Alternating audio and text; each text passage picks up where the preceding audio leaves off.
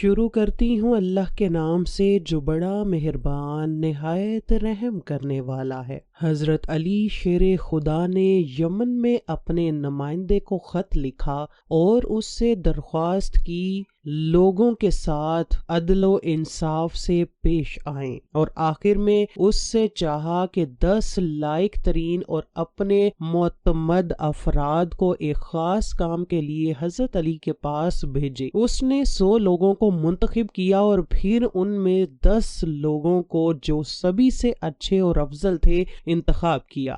ان 10 لوگوں میں سے عبد الرحمن ابن ملجم مرادی بھی شامل تھے۔ جب یہ لوگ حضرت علی کے پاس پہنچے، ابن ملجم جو کہ شجاع و فصیح و بلیغ تھا، اس کو ان لوگوں نے اپنا سخن گو بنایا تاکہ حضرت علی سے گفتگو کریں، اور مدعا میں اس نے جو خود شعر کہے تھے وہ پڑھے۔ اس کی تمام باتوں میں ایک بات یہ تھی کہ ہم فخر کرتے ہیں کہ آپ فرمان دیں، ہم سب غلامی کریں اور ہماری تلواریں آپ کے دشمنوں کے لیے آمادہ ہیں۔ امیر المومنین حضرت علی نے بعد میں اس کو اپنے پاس بلایا اور فرمایا کہ تمہارا نام کیا ہے؟ اس نے کہا عبد الرحمن۔ حضرت علی نے کہا تمہارے باپ کا کیا نام ہے؟ کہا کہ ملجم۔ حضرت علی نے کہا کہ کس قبیلے سے ہو؟ تو کہا مراد سے۔ پھر حضرت علی نے اس سے 3 مرتبہ کہا کہ کیا تم مرادی ہو؟ کیا تم مرادی ہو؟ کیا تم مرادی ہو؟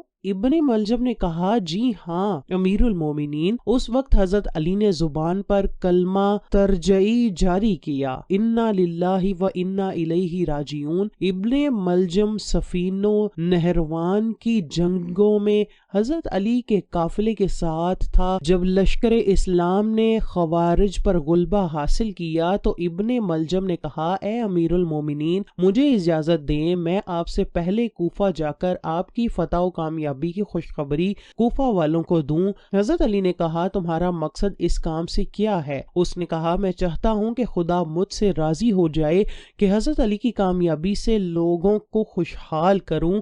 حضرت علی نے اجازت دی۔ اس نے ایک جھنڈا ہاتھ میں لیا، کوفہ کی طرف گیا، شہر میں داخل ہوا اور بشارت کی فریاد شہر میں گونجی۔ اس طرح وہ گلیوں سے گزرتا رہا تھا کہ قطامہ کے گھر کے پاس پہنچا۔ یہ بہت زیادہ خوبصورت، حسین و جمیل اور دولت مند عورت تھی، لیکن بدکار و فحاشہ عورت تھی۔ طبقات الکبریٰ پر ابن سعد لکھتے ہیں کہ جب قطامہ نے حضرت علی کی فتح کی خبر سنی تو ابن ملجم کو پکارا تاکہ وہ اپنے باپ اور بھائی کے بارے میں پوچھے۔ قطامہ اسے اپنے گھر لے گئی، عزت و احترام کیا، مہمان نوازی کی۔ ابن ملجم پہلی ہی نگاہ میں اس کا عاشق ہو گیا اور اپنے دین و ایمان کو اس کے ہاتھوں میں بیچ دیا۔ قطامہ نے اپنے باپ اور بھائی کے بارے میں پوچھا جو سپاہ خوارج میں سے تھے۔ ابن ملجم نے کہا وہ سب جنگ میں ہلاک ہو گئے۔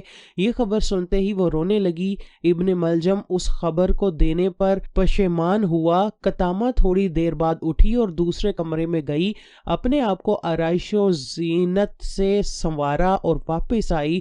اس کو دیکھتے ہی ابن ملجم کا دل لرز گیا۔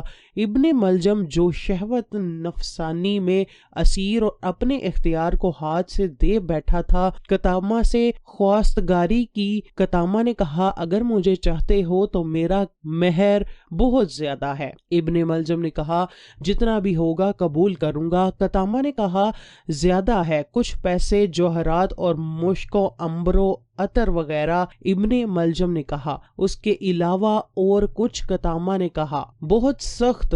پھر وہ اٹھی اور کمرے سے گئی اور اپنے آپ کو دوسری شکل میں آرائش کی اور واپس آئی۔ ابن ملجم جو جنون کی حد تک پہنچ گیا تھا کہا کہ وہ کیا چاہتی ہے؟ قطامہ نے کہا حضرت علی کا قتل۔ ابن ملجم ایک دم لرزا اور پریشان ہوا۔ اس سے اگلے دن ابن ملجم کو اطلاع ملی کہ یمن میں اس کا باپ اور چچا مارے گئے ہیں اور اب وہ اپنے باپ اور چچا کی وراثت کا اکیلا مالک ہے۔ یہ سنتے ہی ابن ملجم یمن روانہ ہوا تاکہ بے تحاشا دولت لا کر قطامہ کے قدموں میں ڈال دے۔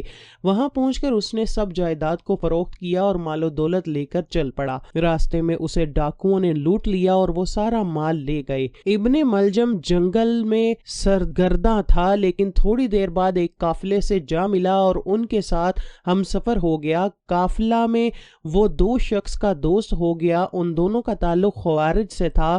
ان لوگوں نے کہا کہ ہم نے عہد کیا ہے کہ علی، معاویہ اور عمرو عاص کو قتل کریں گے۔ اس گروہ کا نظریہ تھا کہ یہ تینوں لوگ مسلمانوں کے درمیان اختلاف کا سبب ہیں، چنانچہ عبد الرحمن نے قبول کیا کہ وہ حضرت علی کو شہید کرے گا۔ وہ کوفہ پہنچا اور سیدھا قطامہ کے گھر گیا۔ یہ فحاشہ اور خود فروش عورت اس کے لیے شراب لائی اور ابن ملجم مست ہوا اور پھر قطامہ کے پاؤں پر گر پڑا اور اس کے وصال کی خواہش کی، لیکن قطامہ نے کہا کہ جب تک حضرت علی کو شہید نہیں کرو گے تب تک ایسا نہیں ہو سکتا۔ ابن ملجم جو مجنون و پاگل ہو گیا، اس نے کہا ابھی جاتا ہوں اور حضرت علی کو شہید کرتا ہوں۔ قطامہ نے کہا کہ اس طرح نہیں، بلکہ قتل کے لیے مقدمات ضروری ہیں۔ اس نے ابن ملجم کی تلوار لی اور کچھ پیسے دے کر اسے تیز کرنے کے لیے دیا اور پھر کچھ درہم دے کر اس تلوار کو زہر آلود کرنے کے لیے دیا۔ اس رات بدنصیب و بے حیا نے محراب مسجد کوفہ میں دماد رسول شیر خدا حضرت علی پر وار کیا اور تلوار سے ایسا زخم لگایا کہ اس کے اثر سے 2 روز بعد جانشین رسول خدائے وسیع مصطفیٰ شہید ہو گئے۔ کوفہ میں کہرام مچ گیا۔ ابن ملجم کو گرفتار کر لیا گیا۔ حضرت امام حسن اپنے والد محترم حضرت علی کی میت کو نجف اشرف میں دفنا کر کوفہ واپس آئے تو حضرت علی سے پیار کرنے والوں نے حضرت امام حسن کو ممبر پر بیٹھ کر خطبہ دینے کا کہا۔ حضرت امام حسن ممبر پر بیٹھ گئے۔ حضرت امام اتنے زیادہ غمگین تھے کہ آپ رضی اللہ تعالی عنہ سے بولا نہیں جا رہا تھا۔ حضرت امام حسن جب تھوڑے پرسکون ہوئے تو آپ نے کھڑے ہو کر بڑے جوش سے ایک خطبہ دیا۔ خطبے کے بعد آپ نے حکم دیا کہ عبد الرحمن ابن ملجم کو حاضر کیا جائے۔ پھر عبد الرحمن ابن ملجم پیش ہوا۔ حضرت امام حسن نے اپنے والد حضرت علی کی وصیت کے مطابق حضرت عبد الرحمن ابن ملجم ملعون پر ایک خاصی ضرب لگائی۔ ابن ملجم ملعون ضرب لگنے سے جہنم میں پہنچ گیا۔ ابن بطوطہ لکھتے ہیں کہ کوفہ کے سفر کے دوران کوفہ کے مغرب میں ایک مکمل سفید زمین کے درمیان ایک حصہ نہایت ہی کالا ٹکڑا دیکھا، اور جب میں نے تجسس کی حالت میں سوال کیا اور اس کے بارے میں تحقیق کی تو اس علاقے کے ایک مکین نے جواب دیا یہ حصہ حضرت علی کے قاتل ابن ملجم کی قبر ہے، اور اہل کوفہ کی یہ رسم چلی آ رہی ہے کہ ہر سال یہاں لکڑیاں جمع کر کے 7 دن تک ان لکڑیوں کو جلاتے ہیں، اس وجہ سے زمین کا یہ حصہ کالا ہو گیا ہے۔ ناظرین گرامی، 750 عیسوی میں بنو امیہ کی حکومت کا تخت بنو عباس نے الٹ دیا۔